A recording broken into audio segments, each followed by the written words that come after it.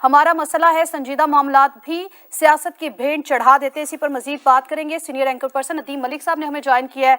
नदीम मलिक साहब, बड़ी अहम प्रेस कॉन्फ्रेंस की गई है DGISPR की जानिब से, क्या कमेंट करेंगे?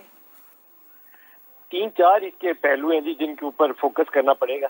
एक तो उन्होंने अज़्म इस्तेहकाम की क्या नोयत है उसके ऊपर काफी खुल के बड़ा तफसील से, बल्कि अपनी प्रेस ब्रीफिंग का बड़ा हिस्सा उन्होंने उसी वजाहत में लगाया कि ये नैब की अपडेटेड फॉर्म है, उसी को सिर्फ अज़्म इस्तेहकाम में फॉलो किया जाएगा। फिर उन्होंने टेरर और क्राइम के नक्सिस के दौरान में जिन चीज़ों की निशानदेही की वो बड़ी अहमियत की हामिल है, जिसके अंदर वो जिक्र करते हैं स्मगलिंग का, जिसमें जिक्र करते हैं बेनामी प्रॉपर्टीज का, फिर अफगान बॉर्डर के जरिए जो स्मगलिंग हो रही है उसका तज़किरा करते हैं। तो बहुत सारे ऐसे इश्यूज हैं जिसके ऊपर लोगों के जहनों में सवालात मौजूद हैं। DGISPR ने इश्यूज की निशानदेही सही की है, लेकिन शायद उसके हल के लिए जितनी मजबूत कोशिशें फौज और हुकूमत को मिलकर करनी चाहिए वो नजर नहीं आती। मतलब ईरानियन बॉर्डर से अगर 2000-3000 गाड़ी रोजाना तेल भर के स्मगलिंग कर रही हो और हमें ये पता नहीं हो कि हमने 2-3 गाड़ी स्मगल जो तेल कर दिए कैसे रोकना है, तो ये एक अफसोसनाक पहलू है। इसी तरीके से अफगान बॉर्डर के ऊपर जो बाढ़ लगाएगी पूरे बॉर्डर के ऊपर, उसका मकसद ये था कि हमारे बच्चे शहीद हो रहे हैं रोजाना। फौज के 8 सिपाही जो बन्नू में शहीद हुए वो हमारी औलाद है ना, इस कौम के बेटे हैं जिन्होंने अपनी जानों का नजराना पेश किया। तो उस बाढ़ का मकसद तो ये था कि ये जो स्पिल ओवर हो रहा है टेररिज्म का उसको रोका जाए।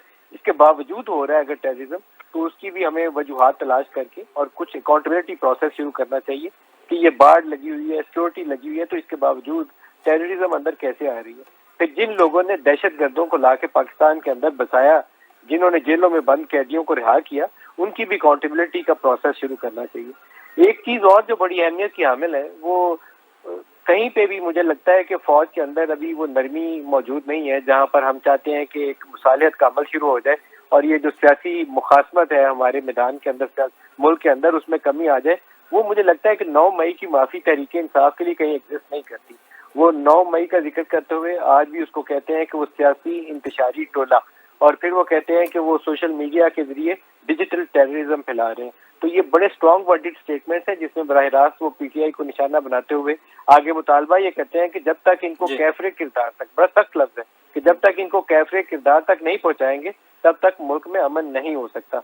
तो मेरे ख्याल में एक ग्रैंड डायलॉग चाहिए जहां हम इस इंतशार से बच सकें, क्योंकि ये वो फसाद वाला रास्ता है जो मुल्क आमतौर पर मुतहम्मल नहीं हुआ करते कि बड़ी सियासी जमातें और फौज एक दूसरे के खिलाफ बयानियां बनाएं। तो हमें इसके ऊपर बहुत जरूरी है कि कोई एक डायलॉग प्रोसेस लेकर आगे चले, लेकिन फौज में भी कोई नरमी या माफी तहरीक इंसाफ के लिए कहीं नजर नहीं आती है। नरमी माफी कहीं दिखाई नहीं देती। नदीम मलिक साहब साथ ही रहेगा, अहमद सईद मिन्हाज मदद के बगैर नहीं हो सकती। जिम्मेदारी सिविलियन गवर्नमेंट की है, लेकिन जब तक फौज इसके साथ सपोर्ट नहीं करेगी ये काम आगे नहीं बढ़ सकता।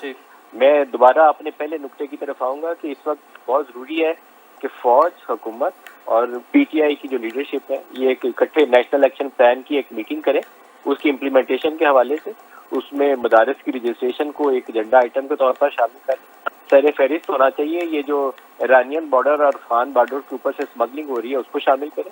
अभी उन्होंने बेनामी प्रॉपर्टीज का जिक्र किया, बहुत मैटर ऑफ कंसर्न है।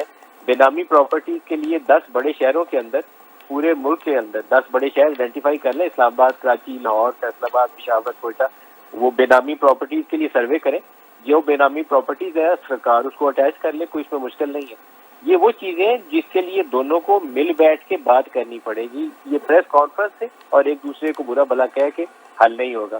पाकिस्तान तहरीक इंसाफ को हर चीज के लिए फौज के ऊपर नारेबाजी करने से भी गुरेज करना चाहिए, लेकिन फौज को उनको किसी बैक चैनल से इंगेज भी करना चाहिए। दोनों चीजें बहुत जरूरी हैं। अगर तहरीक इंसाफ वाले हर काम के लिए कहते रहेंगे तो बुशरा बीबी को कुछ हुआ तो मैं आर्मी चीफ को नहीं छोड़ूंगा, तो फिर उसका भी मसले का हल कोई नहीं। तो मेरे ख्याल में कुछ ऐसे जो बड़े हैं, या तो फौज के कुछ रिटायर्ड ऑफिसर्स वो रोल अदा करें, या कोई हमारे सीनियर सियासतदान रोल अदा करें। नेशनल एक्शन प्लान की एक फॉलो अप मीटिंग होनी चाहिए और वो कम्प्रीहेंसिव मीटिंग होनी चाहिए जिसमें ब्रॉडर पॉलिटिकल कंसेंसस भी हो, इंटरनल सिक्योरिटी कैसे करनी है और बॉर्डर सिक्योरिटी। देखेंगे जर्मनी के अंदर जो पाकिस्तानी कॉन्सुलेट के ऊपर अटैक हुआ है, या ये जो बन्नू वाला अटैक जिसमें हमारे 8 इस कौम के बेटे शहीद हुए हैं, ये छोटा मसला नहीं है। हम लोग इसमें अपनी बातों में उलझे हुए हैं।